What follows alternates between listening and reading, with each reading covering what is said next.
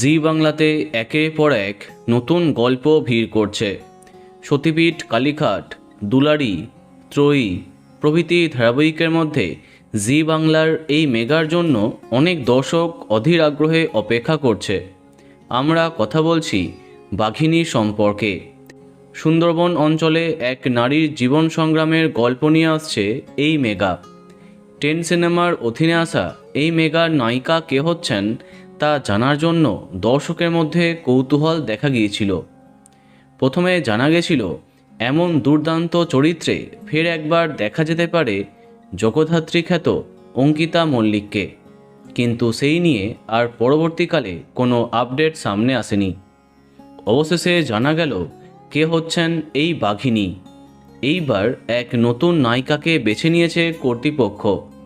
সামাজিক মাধ্যমে তার নাচের ভিডিও দেখেই তাকে নাকি পছন্দ করা হয়েছে।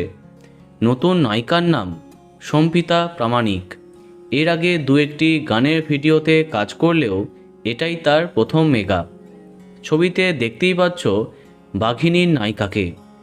এবার প্রশ্ন, নায়ক কে হবে?